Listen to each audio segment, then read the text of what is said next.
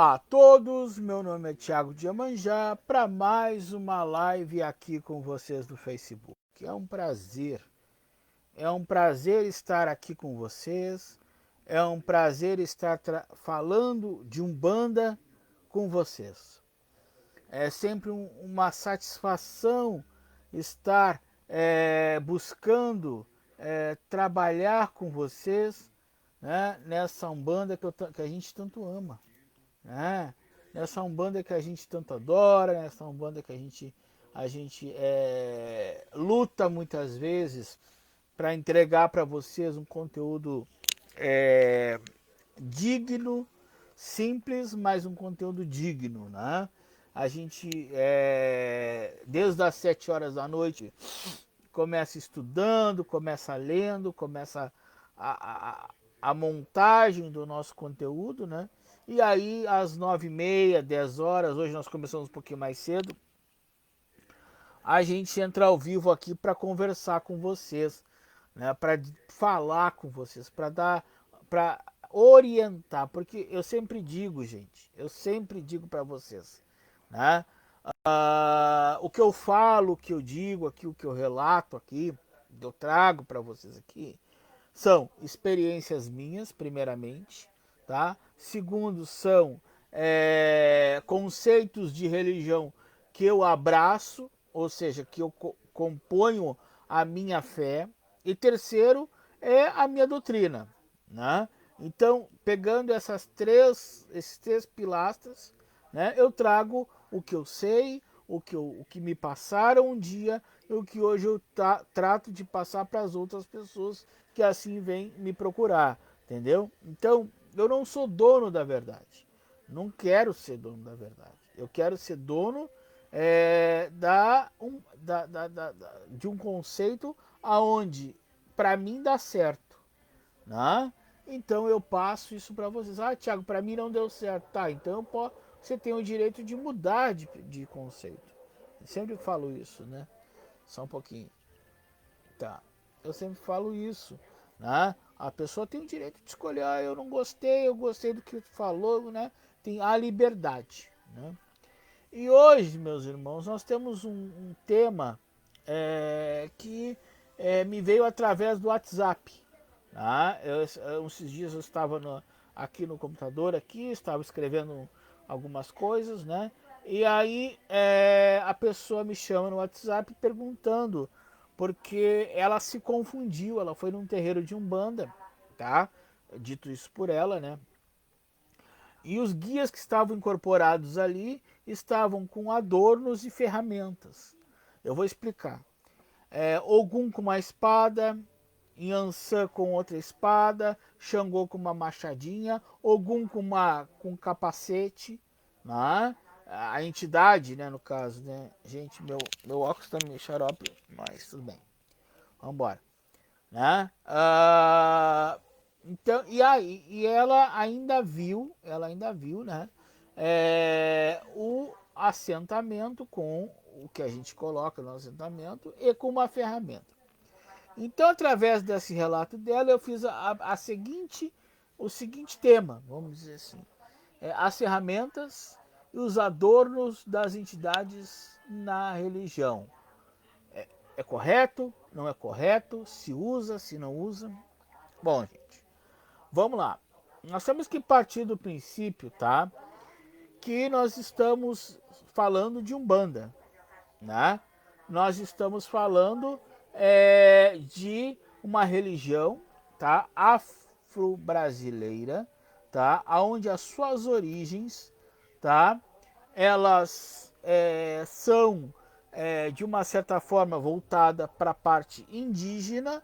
Aí depois de um certo tempo ela cruza-se com uma partícula ou uma parte da religião do candomblé, e ela parte do princípio, ela começa a se ramificar, né? E aí toma para si alguns adornos do candomblé, algumas coisas do candomblé, né? Então a gente tem que entender, né? Partindo desse princípio, tá? Que a Umbanda ela é uma religião que ela se desmistifica, ou ela, no caso, ela se mistura com as outras religiões para se reformular de 80 a 90 para cá, entendeu? Vamos supor, de 1980 até, até os anos 90 ali, né? Ela toma um novo rumo, ela toma uma nova perspectiva de religião, né? Ela passa a ser mais africana e menos indígena, né? Não que ela não tenha essa visualização indígena, tá? Mas ela passa a ter uma conotação mais africana, mais do candomblé, cultuando orixás, cultuando trazendo coisas do candomblé. E uma dessas coisas que ela traz do candomblé são as ferramentas dos orixás, são os adornos dos orixás, que no contexto eles servem também como adornos para as entidades. Então vamos fazer uma hipótese, eu tenho um caboclo pena branca, vamos supor, tá? Ele, quando assim chegar, tá? Ele vai receber um cocar, né, de índio, né, branco, né? E aí a simbologia daquele caboclo, a simbologia daquela esfera que está ali incorporada, se torna caboclo pena branca, né? Outra questão, né? Quando nós assentamos uma Oxum, quando nós assentamos um Oxalá dentro da vasilha para que haja o assentamento do orixá, para que a gente possa ganhar axé de búzio, axé de vidência, né?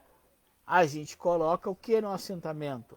A ferramenta de cada orixá. Ah, Tiago, mas isso não é do candomblé?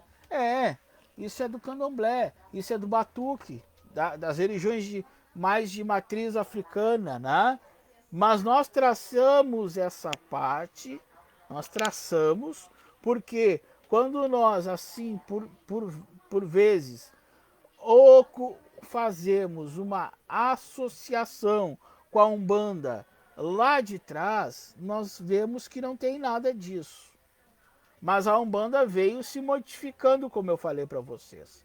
E esses adornos e esses símbolos, eles foram inseridos justamente para que nós possamos melhorar a sacramentação dessa entidade. Entendeu? Quando nós, assim, fizemos uma referência sobre Inhansã, nós referimos Inhansã através do raio, dos trovões, né? O Xangô, através da justiça, da balança, da machadinha, né? Essas questões são muito vinculadas ao candomblé, são muito vinculadas à religião de nação batuque. E que a Umbanda abraça quando ela assim faz uma mesclagem, vamos dizer assim, né, trazendo as figuras africanas, trazendo os propósitos de Banto, de Jeje, de Nagô, de Oió, né? E a Umbanda, então, como ela é uma religião que a sua vertente é uma vertente brasileira, mas a sua vertente africana é uma vertente de Angola, né? Então ela abraça muito mais essa questão do que dos adornos no sentido de identificação. De identificação aos orixás. Tá? Essa é a parte teológica da coisa. Agora vamos para a parte prática. A parte da Umbanda que eu pratico, tá, gente? Quando eu falo de adorno, tá? Quando eu falo de adorno, eu não estou falando de ferramenta. Eu estou falando de adorno quando a entidade chega e a entidade recebe um capacete, recebe uma espada, recebe um escudo, recebe uma machadinha. É correto? Na minha visão, como sacerdote de Umbanda e como estudioso e como zelador de santo, tá? é extremamente correto, tá? Ah, mas então não é a Umbanda praticada lá atrás? Não, não é a Umbanda praticada lá atrás. Como eu falei agora há pouco a vocês, a Umbanda vem se modificando. Ela vem tendo atenções diferentes. Ela vem tendo visões teológicas diferentes. Entendeu? Então aí, na minha visão, numa visão mais modernista da religião, eu entendo que adornos para que as entidades estejam como cocares, como capacetes de Ogum, como espada de Ogum, como machadinha de Xangô, como bodoque de Oxóssi. Tudo é válido. Tudo é válido. É a representação dessa entidade na Terra. Entendeu? Agora, isto também varia de casa para casa. Varia de doutrina para doutrina, tá? E vamos falar um pouquinho de orixá, só para vocês terem uma ideia, tá? No assentamento de orixá, quando eu falo que nós temos uma ideia de assentamento, onde vai o otá dentro do alguidar, onde vai ali as preparações do alguidar para que aquele otá possa receber a energia daquele orixá, ali vai um fio de contas daquele orixá e uma ferramenta indicando a defesa daquele orixá. Então nós temos ali o que nós chamamos de energia concentrada dentro daquele okutá que está ali. Ah, então é igual ao candomblé? Não, não é igual ao candomblé. Porque no candomblé, esta mesma conjuntura, e aí outras coisas vão, tá? Ela é lavada com a chorô. Ou, para quem não sabe, sangue. Na nossa Umbanda, no nosso mundo Umbanda, a gente lava todas essas coisas com ervas. Então, já uma diferença de preparo dessas ferramentas e desses adornos que são usados. Porque não é só comprar o capacete do Ogum e entregar para o Ogum, não. Tem que ser lavado com as ervas do Ogum. Tem que ser preparado para aquela entidade chegar e tomar posse daquilo ali, tá? É todo um ritual, não é assim. E não é qualquer Ogum que recebe, é depois de 7 anos. Tá? Então tem todo um processo. Ah, eu tenho um Xangô, meu Xangô usa machadinha? O meu usa, mas ele já tem mais de 7 anos de trabalho. Então ele pode usar uma machadinha, tá? Oxóssi, para ter um bodoque, depois de 7 anos. Apesar que Oxóssi não chega na terra, mas um caboclo 7 flechas vai receber um bodoque referente à sua falange, depois de 7 anos. Esse conceito de adorno, ele foi trazido através das religiões de matriz africanas, mais exemplificadas no candomblé e no batuque. Tanto que nós temos, tá, dentro da Umbanda, certo? Uma salinha onde são guardados as ferramentas dos orixás. E aí, ferramentas utilizadas pelos médiuns, tá? Quanto ao assentamento, nós temos dentro de otá, dentro da vasilha do orixá, tá? Que pode ser a vasilha que você quiser. Essa história de ser, as iabás tem que ser de louça, quem disse? Se o orixá lá na África, meus irmãos, tá? O orixá era de barro. Então nós vamos perder um pouquinho desse negócio de que orixá tem que ser no luxo. O orixá é tão simples ou mais simples do que nós. Entendeu? Tá? Então, partindo desse princípio, que na vasilha do orixá vai o otá, vai o fio de contas, e aí vai a ferramenta, no meu caso de Iemanjá vai um espelho, tá? Que simboliza o ABB de Iemanjá. No caso de Xambô, vai a machadinha. No caso de Obaluayê, aí pode ser ou a chave, tá? Que ele é o dono da abertura, tá? Ou, tá? o Apachorô de Obaluayê, que é aquele cajado, aquele negocinho, tá? Para Yansan, um raio, uma figura de um raio de metal, tá, gente? Estou falando tudo de metal, tá? Ou uma espada, alguma espada, Oxum coração ou outro espelho, entendeu? Aí vocês vão achar, no caso, o babá de vocês, tá? Vai de uma certa forma orientar vocês, se na casa de vocês tiverem, no caso, para assentar o orixá, tá? Porque onde é que se assenta o orixá? É quando se tem jogo de búzios. Se você não tiver jogo de búzios na casa, você nunca vai assentar seu orixá. Você nunca vai firmar seu orixá. Você só vai ter a sua imagem. Entendeu? Como todos nós umbandistas temos. Tá?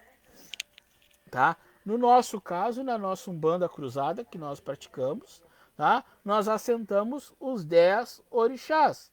Por quê? Nós precisamos dos 10 orixás para jogar o jogo de búzios. Nós precisamos das 10 energias focalizadas para que o jogo possa sair. Então, para que isso aconteça, a gente dá um otá para cada um, a ferramenta de cada um, o fio de conta de cada um, para que a gente possa montar os 10 ibás, né, os 10 assentamentos, as 10 firmezas, tá? Para que a gente possa ter o axé de cada orixá naquele jogo. Tá? Então, é para isso que serve, tá? Em termos de Umbanda, tá, gente? Em termos de Umbanda.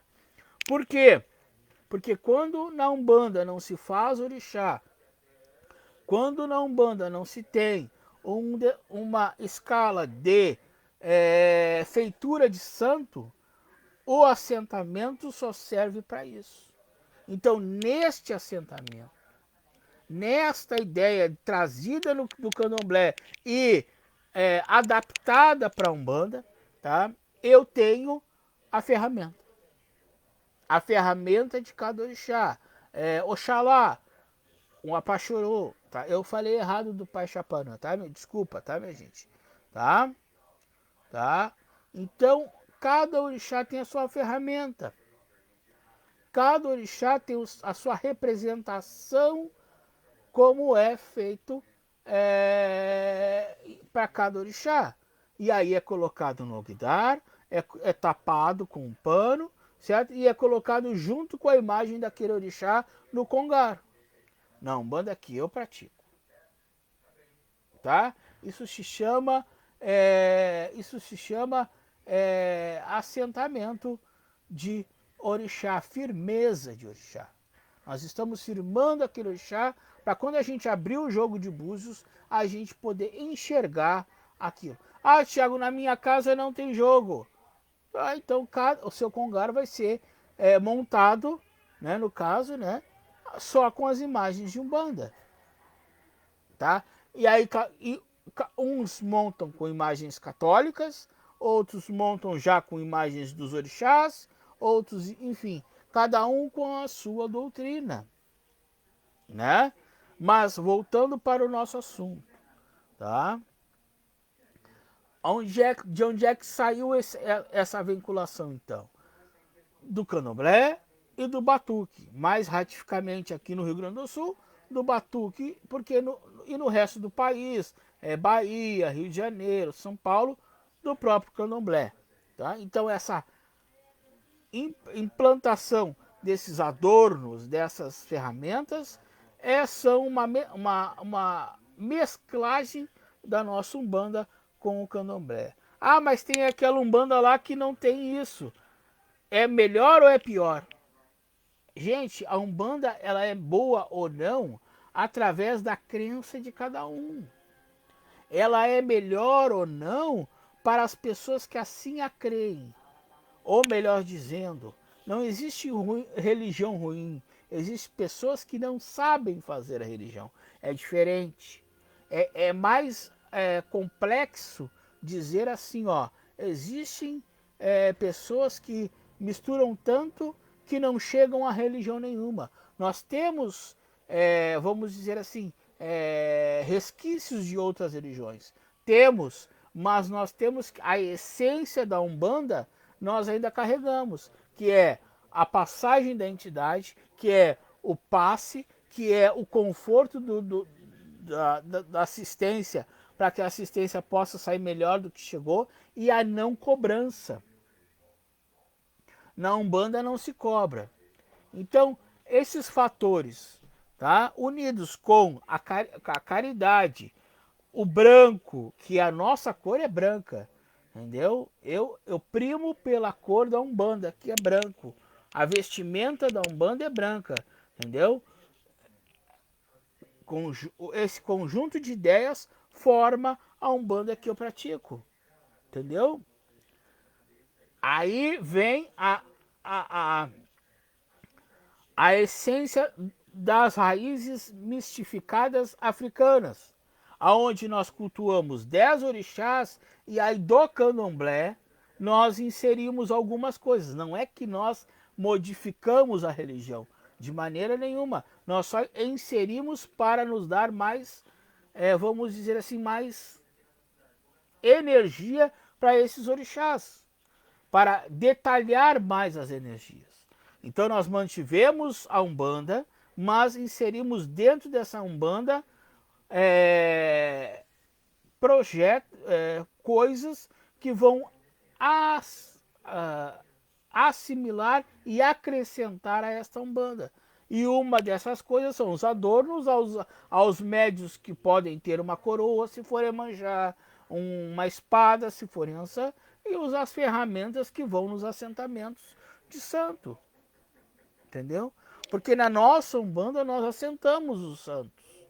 Entendeu? Porque nós precisamos, porque se nós formos analisar que em África não existe nem imagem, nós temos só o Otá e aquilo, como nós pegamos essa vertente, certo? Dentro da nossa Umbanda, nós temos que carregar conosco, então, essa ideologia de que o nosso santo não está na imagem, o nosso santo está no Otá. E aí o Otá, ele é consagrado junto com a imagem, mas ele também é liberado com aquela ferramenta para a identificação deste Otá. Entendeu? Ah, Tiago, mas então se perde muito da Umbanda raiz. Bom, mas a Umbanda raiz, meus irmãos, nós temos que entender que a Umbanda raiz, hoje em dia, ela é muito pouco praticada. Tá? Ela é muito... Não é que ela não esteja mais sendo praticada.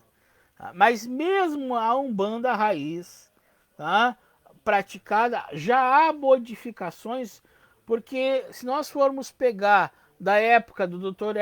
Zélio de Moraes, coisas que ele fazia lá atrás, hoje já não há mais espaço, porque já não há mais atributos que se usava lá atrás. Então não podemos não há mais como fazer. Então não é uma substituição, é uma modificação, é uma reavaliação da Umbanda para que ela possa seguir em frente. Porque senão ela vai ficar uma religião parada no tempo. E nós não podemos fazer isso.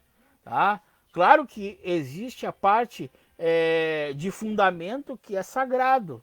Agora nós temos que entender que o conteúdo da Umbanda, ou seja, a forma do desenvolver, a forma do relacionamento com o assistência, médium, entidade, médium, orixá, ela tem que estar mais acessível, ou seja, mais didática.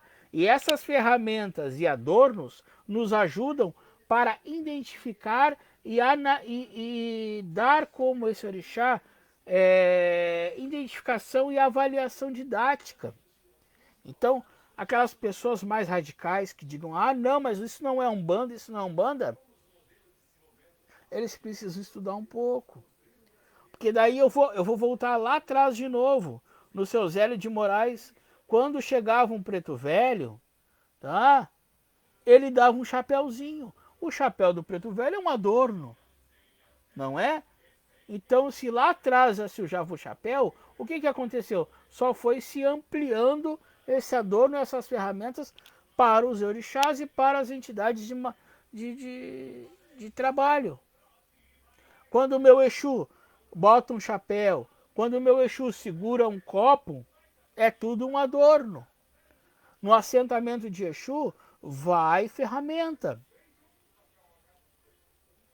E aí nós temos que entender que, de uma forma simplificada, de uma forma didática, isso está nos ajudando. O que não pode acontecer? Não pode acontecer nós termos coisas exorbitantes dentro de um assentamento, dentro de um axé, tá? Dentro do processo. Por exemplo, coisas que não fazem parte da raiz do orixá, tá? Eu não vou citar aqui para não dar contexto para A ou para B, mas tem alguns babás e as que fazem dos assentamentos, tá? Com lampadazinhas, com show de luzes e não, gente. Gente, entidade e orixá é coisa simples. O que é difícil é a mentalidade das pessoas. Quando fala-se em entidade, eu estou falando em Exu, Pombagira, caboclos, pretos velhos. Aí vem a grande pergunta e a resposta. A gente coloca a ferramenta nos pretos velhos, a gente coloca a ferramenta nos herês, nos herês? Não, gente. A gente não bota o otá em preto velho, a gente não bota o otá em caboclo. Os otás são estritamente para os orixás.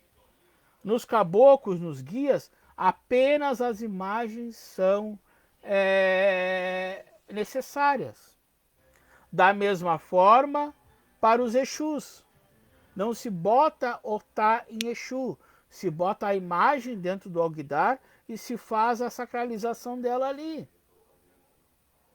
Vocês estão entendendo? Não se dá... como é que eu falo? O que se dá para orixá, não se dá para entidade.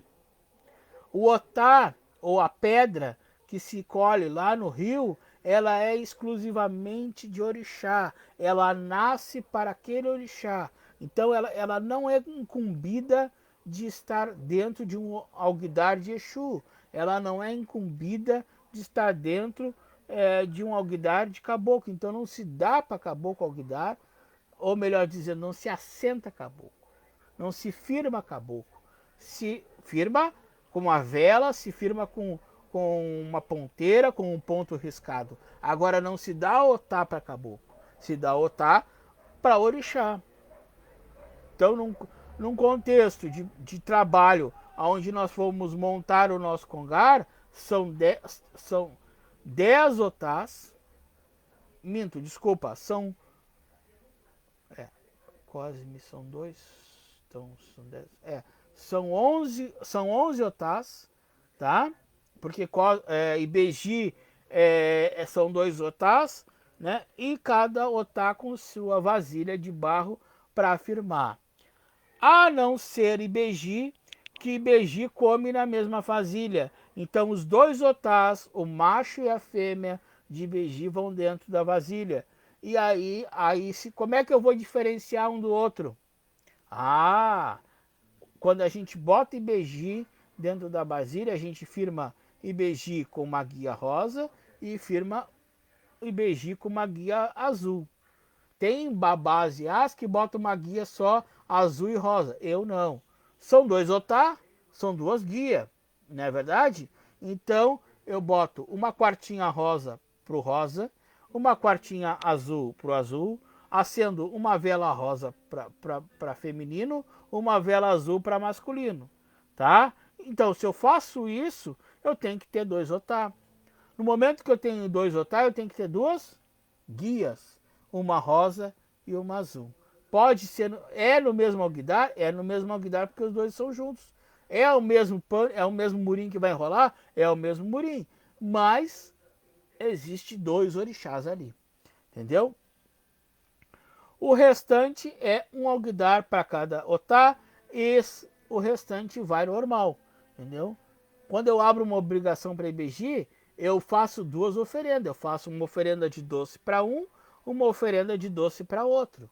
Eu não boto só um prato de doce, entendeu? Eu bato dois, porque é sempre dois, gente. Cuidem isso, tá? E a ferramenta de IBG? A ferramenta de IBG, tá? É assim, gente. Tem gente que bota dois bonequinhos, um masculino e um feminino, tá? Mas Thiago de Iemanjá, eu faço de duas formas. Ou os bonequinhos, tá? Ou uma pena. Duas penas, desculpa. Na Flora vende as penas de aço. Ah, mas a pena é de Oxóssi. Calma aí, gente. Calma aí. Quando a gente olha a imagem de Begina, não é de Cosme e Damião, tá, gente? É de Beji que eu tô falando.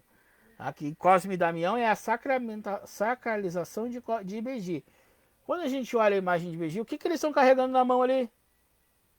Uma folha, né? Então a gente pega e o adorno de Beji, ou seja, a ferramenta de Beji, são duas folhas. Ah, Thiago, mas eu quero fazer com um boneco masculino e com um boneco feminino. Não tem problema. Ou o boneco ou a folha, as duas estão certas, entendeu? Não pode botar as duas. Ou você bota um ou você bota outro. Não há necessidade de botar quatro coisas dentro de um alguidar. Você vai botar um só para cada um. Mas se eu boto. Aí é que está. Se eu boto uma folha, eu tenho que repetir a mesma coisa para o outro. Tá? Agora, se eu boto um boneco masculino representando o azul, eu boto uma boneca feminina representando o rosa. Tá? Então, essa é a diferença. O fundamento é esse. Eles são iguais, mas eles têm o masculino e o feminino. Entendeu?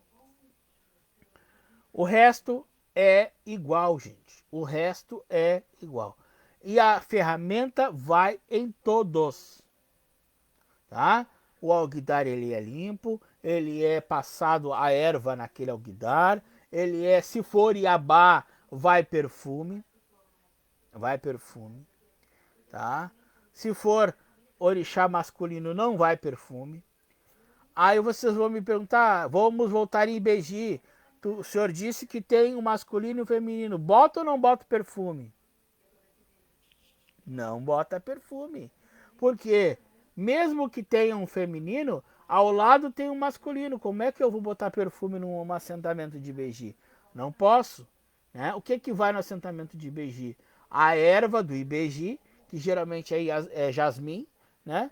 Que se faz, né? A folha do jasmim, né? Faz o macerado, né? E lava aquele alguidar bem lavado com jasmim e faz o ritual para que aquele otá se consagre ali naquele octá, naquele alguidar. Entendeu?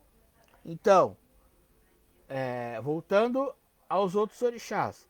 Tá? Iabás vai perfume, orixás machos não vai perfume. Tá? O restante é igual. As guias, os otás e a ferramenta de cada orixá. Aí vocês vão me dizer agora, então o senhor está ensinando o fundamento, eu posso fazer o meu aqui. Porque por toda essa consideração que eu falei agora aqui, existe um preparo e uma mediunidade para poder fazer a energização deste alguidar. Não é assim eu pegar o alguidar e ir lá e lavar. Não. Tem a reza, tem os pontos certos para ser cantado. Tem o dia certo para ser feito. Tem a forma como vai ser feito.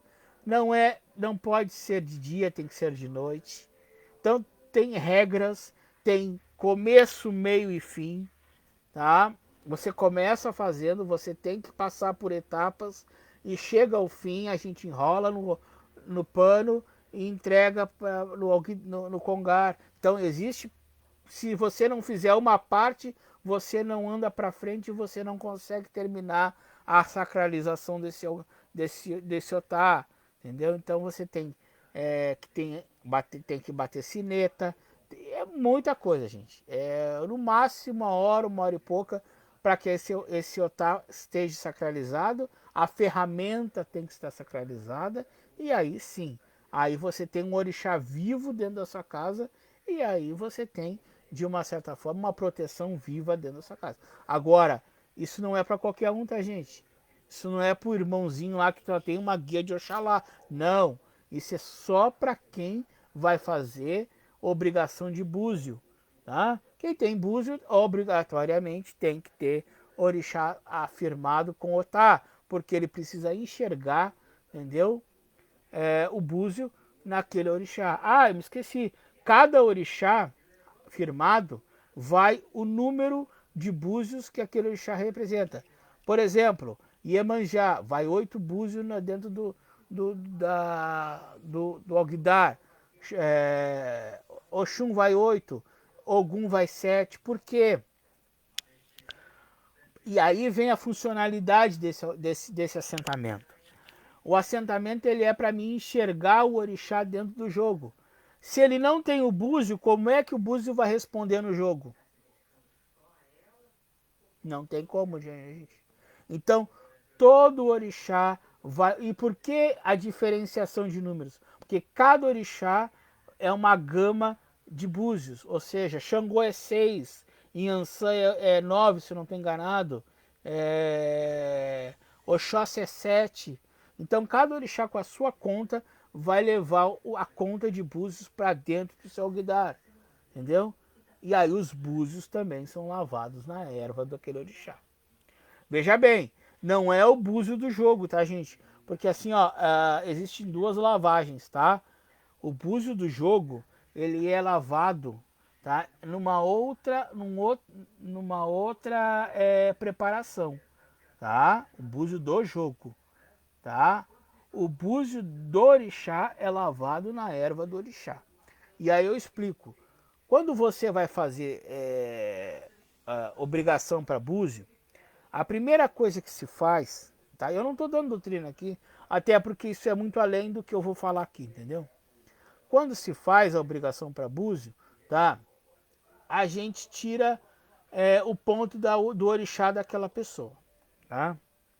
No tirar o ponto, tá? A gente marca aquele orixá para fazer o otá. É a primeira coisa que se faz, tá? Com a erva daquele orixá, tá? Depois, tá? Por isso que eu digo que não dá para pular etapa, tá? Depois, aquele otá imantado é posto no alguidar. E aí é jogado para ver se aquele otá foi aceito, tá? Aceito aquele otá, aceito pelo orixá, aceito até porque quando a gente faz, antes da pessoa jogar, a gente pergunta pro jogo se a pessoa é apta pro jogo ou não, tá? Não é todo mundo que vai jogar, tá? Tem gente que tem o dom da vidência e vai dar passe. Tem gente que tem o dom da cura e vai impor as mãos para fazer a cura, tá? E tem gente que vai jogar búzio, no meu caso, entendeu? Vai jogar porque tem o dom da mediunidade e da caída dos orixás, entendeu?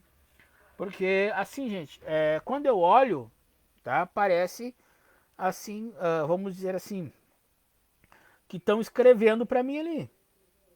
Mas por quê? Porque dentro do meu otá, dentro da minha vasilha, da minha Iemanjá, tem 8 búzios firmados. Quer dizer que quando eu carrego os búzios com a mão, eu estou carregando o Exu de Iemanjá. E eu vou explicar, porque quando eu falo em Exu, as pessoas ficam com a cabeça quente. Gente, o búzio é o Exu, tá? Assim, ó, na Umbanda a gente não tem orixá Exu, tá, gente? A gente não tem. Porque o Exu na Umbanda ele é catiço, tá? Então a gente que joga búzio, a gente diz que o búzio é de Exu. Porque o pagamento que Exu recebia dos orixás era em búzio.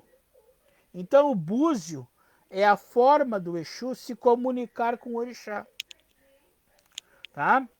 Então, qual é a questão? Eu tenho, vamos supor, tá, gente? os orixás em volta, e eu tenho 16 búzios, tá?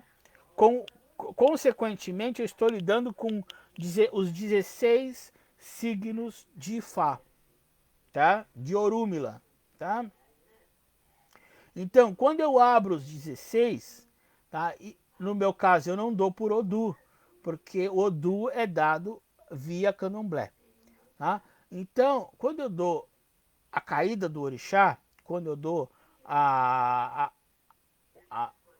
a forma, eu estou pedindo, quando eu seguro os búzios na mão, eu estou pedindo a Exu que leve a minha pergunta ao orixá e o orixá me dê a resposta. Então eu pergunto, o fulano de tal vai casar? Eu estou perguntando a Exu e Exu vai me levar até o orixá, entendeu? Aí quando eu bato no jogo, quem é que responde? O orixá, mas através do búzio. Através de quem? De Exu, tá? Então, essa era uma dúvida que muita gente tem. Muita gente tem. Então não existe Exu na Umbanda? Existe. Só que o Exu da Umbanda, por ele ser catiço, ele não está na volta do jogo. Ele está no búzio, tá? Mas então qual é o Exu que o senhor chama? Não chama Exu nenhum. Eu chamo Orixá. Só que o búzio é o mensageiro para que a gente possa ler aquela resposta. Então a gente diz que o búzio é o pagamento a Exu para que Exu possa levar a nossa pergunta aos orixás. Entendeu? E aí, aí nós vamos, com tudo isso que eu expliquei, nós vamos enganjar com as ferramentas dos orixás. Porque quando nós temos, tá, dentro de cada otá, dentro de cada orixá assentado e firmado uma ferramenta e o número X de búzios, quer dizer que aquele orixá vai responder e vai se identificar no jogo para que a gente possa entender aquilo que o jogo está marcando para a gente. Isto tudo ocorre somente se a pessoa vai ter jogo. Se a casa da pessoa não tem jogo, tá? O que acontece com a Umbanda dela? Ela vai ter os orixás da Umbanda, ela vai ter o congá de caboclos, ela vai ter o congá, ela vai ter, mas ela não vai assentar orixá nenhum. Ela não vai fazer firmeza de orixá enrolada no pano de murim, porque ela não tem búzio, ela não vai... mas eu jogo carta. A carta, gente, não é um oráculo de iniciação. A carta é um aprendizado, a carta existe até na internet métodos de jogo de tarô, de tarô cigano, então lá não é vamos dizer assim, um método de oráculo, o método oracular é consagrado. Você compra o tarô, entendeu? E você vai aprender a jogar, obviamente, né? E você vai ler aquela carta conforme o que você conforme a sua intuição. O búzio não.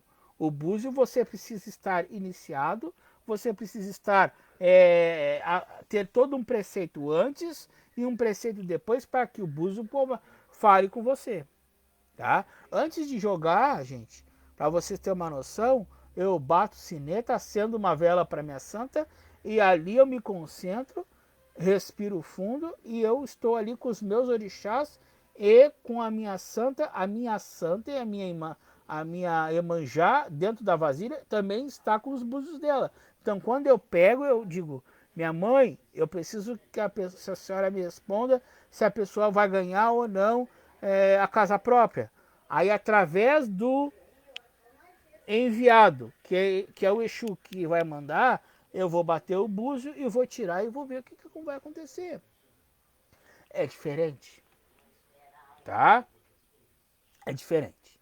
Então nós temos que entender, gente, que assim, ferramenta, assentamento, coisas trazidas do candomblé para a Umbanda, vertentes do candomblé para a Umbanda, só são utilizadas, na minha visão, na visão que eu pratico, quando a casa tem jogo. Do contrário, é um banda normal, vai lá tomar teu passe, entendeu? A gente incorpora, entendeu? E nós também incorporamos, entendeu? Mas o recurso do búzio é que faz eu ter este assentamento, esta firmeza de orixá, entendeu? Tá? Bom, gente, eu acho que eu expliquei tudo para vocês. Eu acho que não ficou nada. Queria de antemão agradecer. Eu quero fazer um agradecimento especial hoje, para finalizar o vídeo. Quero agradecer de todo o meu coração as pessoas que curtem nosso trabalho aqui no Facebook, lá no YouTube. Gente, para quem não conhece o YouTube, você chega lá no YouTube e bota assim, ó, Thiago de apóstrofo Iemanjá, e vai aparecer este rapaz aqui, né? Esta cara feia lá para vocês, tá? Lá tem o mesmo vídeo que tem aqui. Qual é a diferença de lá?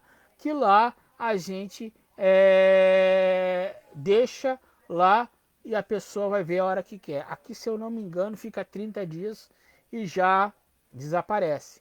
Não, lá não. Lá você tem, daqui a 5 anos na frente, se você quiser ver este vídeo, vai estar lá. Entendeu? Tá? Então, meus amores, dizer para vocês que eu tenho maior satisfação de estar falando com vocês. Maior respeito de estar falando com vocês. Tá? Dizer que assim, ó, religião para mim é uma coisa sagrada. Religião para mim é uma coisa seríssima, tá? Eu às vezes eu fico eu sou chamado às vezes de chato, porque eu sou muito chato para religião. Eu sou muito chato para os meus orixás, tá? Eu não gosto de piadas, eu não gosto de, vamos dizer assim, de chacotas, eu não gosto de pessoas fazendo brincadeiras, entendeu? Eu acho que a gente pode fazer brincadeira de tudo, tá? E aí eu vou só fazendo um gancho. Brincar, a gente pode brincar com o que a gente quiser, menos com a fé das pessoas. Porque quando a gente trata de orixá, a gente trata da fé de cada um. E cada um sabe qual o tamanho da sua fé.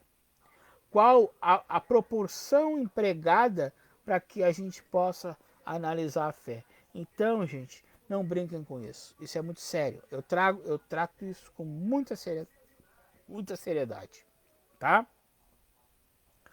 Mais um recado para vocês. Dizer, meus irmãos, que agora nós vamos entrar em dezembro, tá?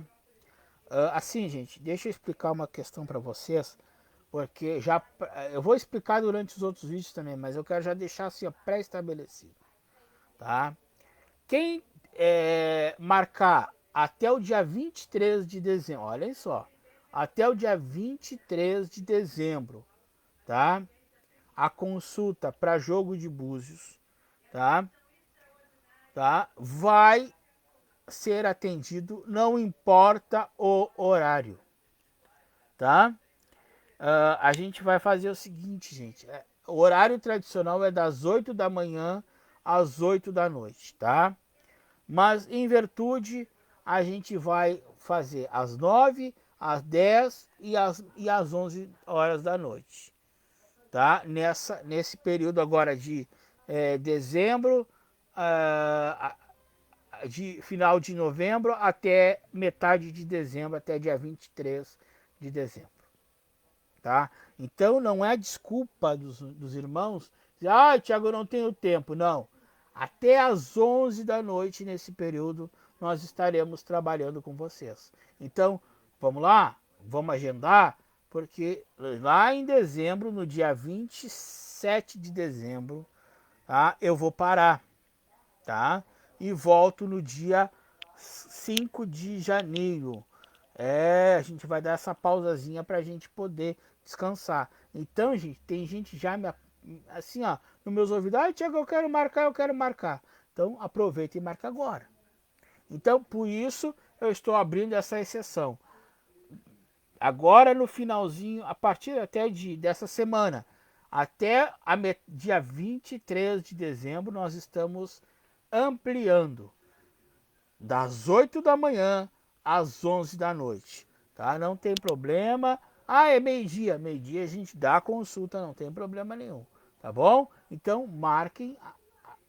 Aconselho vocês a marcar, porque depois só no ano que vem. tá? Porque daí depois do dia 23 teria um espaço de tempo até o final do ano, né? Mas aí vamos parar e a gente volta dia 6 de janeiro, tá? Porque depois tem Iemanjá e a gente, vocês sabem que Iemanjá é sagrado, né, gente? Aí a obrigação da mãe tem que fazer, né? Então, vamos marcar, né? O telefone já está no Instagram. Desculpa, é no Instagram, porque nós temos Instagram, nós temos Trends, nós temos. Agora não é mais Twitter, né? É X, né? Nós temos X. Olha, nós temos redes sociais abertas para vocês. Então, todas têm a minha identificação. Então, vai lá, corre lá, faz a compartilha lá e escreve e marca consulta, porque a gente quer que vocês tenham um 2024 próspero. Tá? E o Búzios é para isso, gente. O Búzios é para dar caminho para vocês. Entendeu? Eu quero deixar um bom final de semana para vocês, cheio de carinho, de paz, de saúde, de renovações, certo? Lembrando que no dia 4, se eu não me engano, no dia 4 de dezembro, a nossa live vai ser a nossa previsão para 2024, tá? Eu não sei se é dia 4 ou dia 9. A primeira sexta-feira do dia de dezembro é a nossa previsão. Então fiquem ligados que eu vou avisar um vídeo antes, tá? E aí nós vamos ter a nossa previsão. Aí não vai ser aqui, gente. Aí vai ser lá na mesa, porque eu preciso montar o jogo, porque eu preciso ajeitar tudo para previsão, tá? O horário a gente vai ver direitinho, mas geralmente às 10 horas, tá?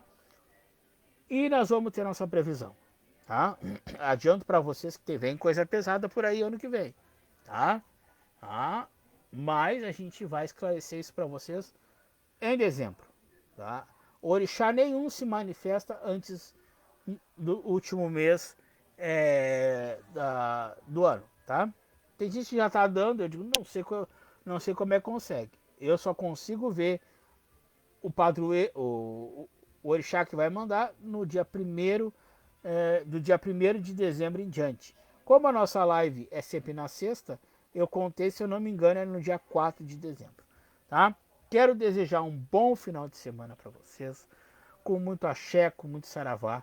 Quero dizer que eu amo vocês, tá? E dizer para vocês que a gente está aqui para auxiliar sempre vocês, tá? Que minha mãe Manjá cubra vocês com o manto sagrado dela. Que Papai Oxalá possa dar paz, saúde, misericórdia para vocês, tá? E que vocês tenham um domingo e um sábado recheado de carinho. O meu beijo, o meu saravá e até semana que vem, se Deus Nosso Senhor quiser.